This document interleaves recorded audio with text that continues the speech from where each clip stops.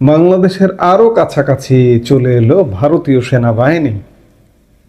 এভাবেই আলাপটা করতে চায় যে বাংলাদেশ গত 15 মাসে আভ্যন্তরীণভাবে খুব করুণ অবস্থার মধ্য দিয়ে আছে, এবং শুধু তাই নয়, নিরাপত্তা থ্রেটে পড়ে গেছে দারুণভাবে। বাংলাদেশে পাকিস্তানিদের লাফঝাপ, পাকিস্তান আইএসআই লাফঝাপ, পাকিস্তান জঙ্গি গোষ্ঠীর লাফঝাপ, এই লাফঝাপ এবং ভারতকে উস্কানি দেওয়া, এই সব কিছু মিলিয়ে ভারত কিন্তু ব্যাপক প্রস্তুতি, চারিদিকে শোরগোল পড়ে গেছে। এগুলো বলি বা বলছি, হয়তো অনেকে মনে করতে পারেন বা মনে করেন, যারা যারা খোঁজ খবর রাখেন তারা জানেন, কিন্তু যারা খোঁজ খবর রাখেন না তারা মনে করেন যে রূপকথার গল্প নয়। আমি যে কথাগুলো বলছি যে এই কথাগুলো সত্য কথা। ভারতীয় সেনাবাহিনী আরো কাছাকাছি কিভাবে এলো? সম্প্রতি খবর পাওয়া গেল যে ভারতের উত্তর দিনাজপুরের চোপড়া এবং আসামের ধুবড়িতে ভারতীয় সেনাবাহিনীর নতুন আরো দুটি, যেগুলো চিকেন নেক থেকে খুব কাছাকাছি, চিকেন নেকটা এই মুহূর্তে খুব আলোচিত, চিকেন নেক থেকে কাছাকাছি দুটো স্থানে ভারতীয় সেনাবাহিনীর সেনা ঘাঁটি স্থাপন করা হলো। এগুলোর প্রমাণ আপনি যদি ভারতীয় সেনাবাহিনীর ইস্টার্ন কমান্ডের সোশ্যাল মিডিয়া পেজে যান, তাহলে ইস্টার্ন কমান্ডের যে commander lieutenant general R C. Tewari, তিনি গতকালকে বৃহস্পতিবার এই দুই বেস ক্যাম্প পরিদর্শন করেছেন। এই দুটো বেস ক্যাম্পের সঙ্গে আরো একটি বেস ক্যাম্প আছে, যদিও সেটি বাংলাদেশ সীমান্তের সাথে সেই রাজ্যটি নয়, বিহারের কিষানগঞ্জে। বিহারের কিষানগঞ্জ আর্মি বেস ক্যাম্পটাও চিকেন নেক থেকে খুব বেশি দূরে নয়।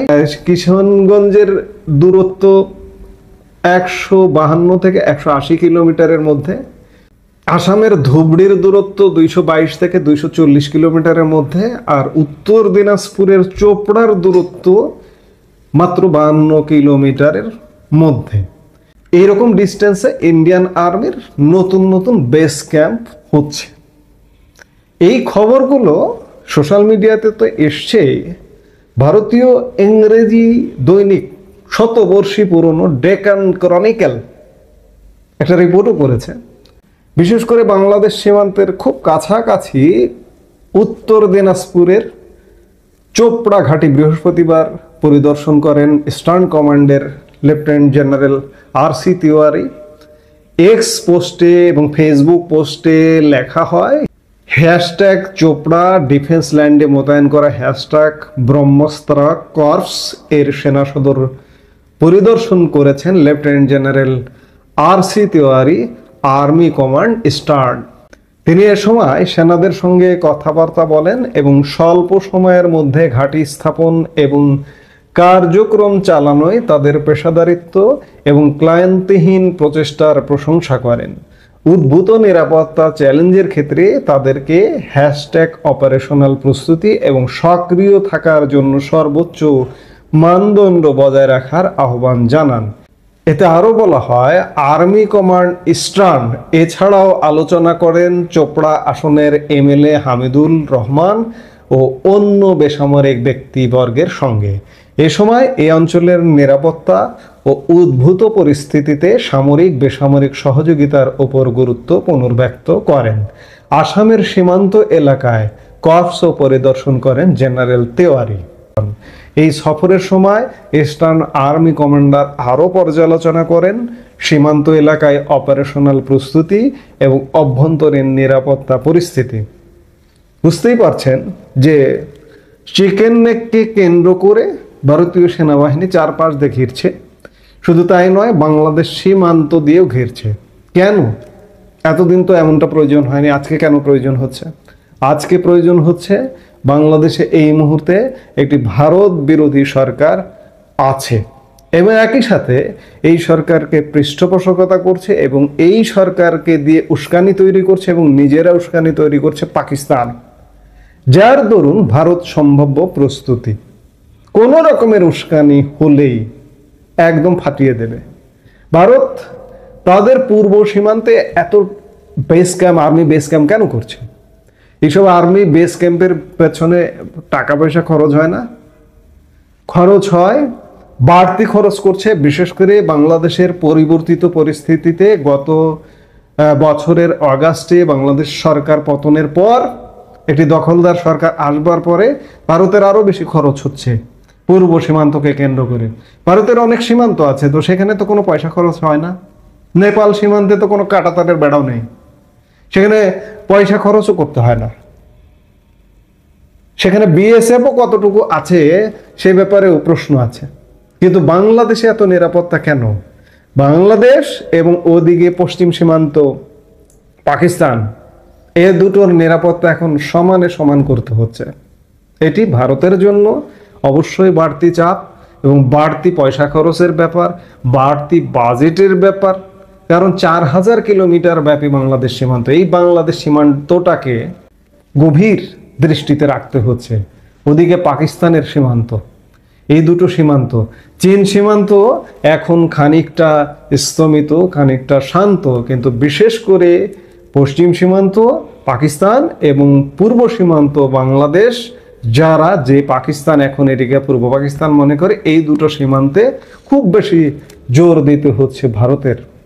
বিশেষ করে চিকেন নেক নিয়ে ভারত বেশ পেরেশানিতে, কারণ পেরেশানি তৈরি করছে বাংলাদেশ এবং পাকিস্তান মিলিয়ে।